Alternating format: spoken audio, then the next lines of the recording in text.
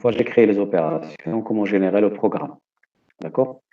Donc, pour cela, donc, on sélectionne toutes les opérations. D'accord? Si on vient ici, on vient sur le bouton faire, par exemple. On fait donc détection, pardon, post-processeur, parcours sélectionné. Ici, il vous demande, est-ce que vous voulez faire post-processeur simple ou assemblé? Donc, qu'est-ce que ça veut dire? Donc, le post-processeur simple, il va générer un programme pour chaque opération. Donc, vous aurez des programmes à part. Pour chaque opération, son propre programme. Assemblé, il va générer un programme pour l'ensemble. Donc, nous, ce qu'on va faire, on va faire les deux. Donc, tout d'abord, on va faire simple. C'est-à-dire que chaque programme, chaque opération, il aura son propre programme. Et on va ensuite, on va encore donc, générer un programme pour l'ensemble.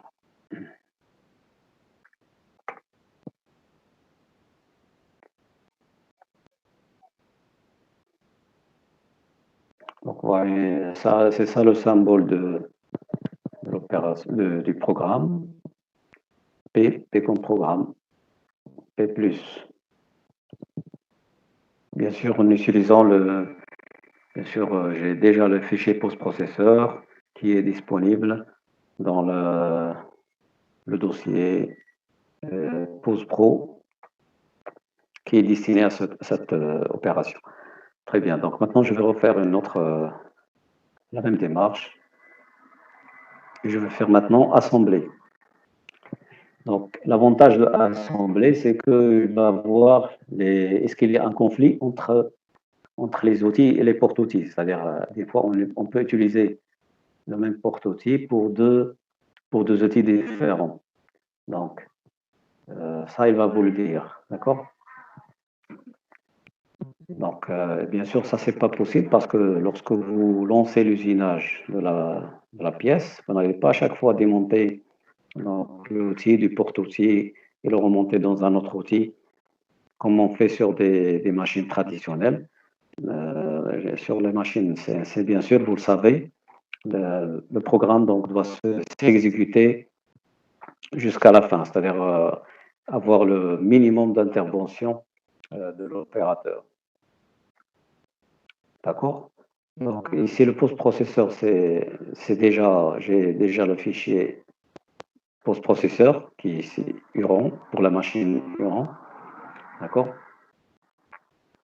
Et donc, sinon, vous pouvez le sélectionner par ici, donc rentrer dans le post-pro, dans un dossier post-pro et choisir si vous voulez changer le post-processeur. Donc maintenant, je vais cliquer sur repost-processer. Voilà, donc maintenant, il me dit les conflits. La longueur de surcommandé n'est pas la même. Donc ça, c'est pas grave. C'est-à-dire vous avez le même outil pour la même qu'ils doivent. Donc on peut utiliser pour la longueur d'outil recommandée n'est pas la même pour tous les parcours, utilisant le même outil. C'est-à-dire que on a l'outil numéro 644, celui-là, qui a donc une longueur outil, d'accord, de 6,7, la longueur recommandée. Et pour l'opération de surfaçage finition, c'est 6,5. Donc ici, il me dit qu'il y a un conflit. On voit aussi pour l'opération de contournage, c'est 6,9. Donc maintenant, c'est la même chose aussi pour l'outil 416. Donc vous avez la remarque ici, 26. Et ici aussi, vous avez pour le contournage de courbe, pour la poche, 16,1. Donc, lui, ce qu'il va faire, donc, je vais lui dire OK, lui, il va essayer de prendre la même, d'unifier, donc, de prendre la longueur, d'accord, recommandée, c'est-à-dire la plus grande longueur pour tous les parcours. Donc, il va unifier la longueur, tout simplement. Bon, ça, c'est pas grave. Mais ce qui est grave, c'est si je trouve par exemple que j'ai utilisé le même porte-outil pour deux outils différents. Ça, c'est pas. Il faut revenir à l'opération et modifier. Voilà, donc on voit bien que l'opération s'est terminée. Ça, c'est maintenant on a le programme pour toute la pièce, pour tous les parcours. Maintenant, comment on peut visualiser ce programme? On peut venir ici, clic droit, et on fait ouvrir le fichier post-processé.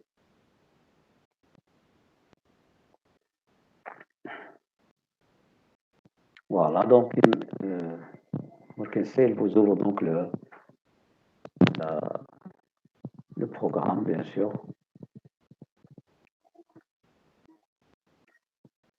Ça, c'est le programme. D'accord. Ça, c'est le programme de toute la pièce. On voit tous les parcours. Voilà le deuxième parcours, troisième, quatrième parcours, et ainsi de suite.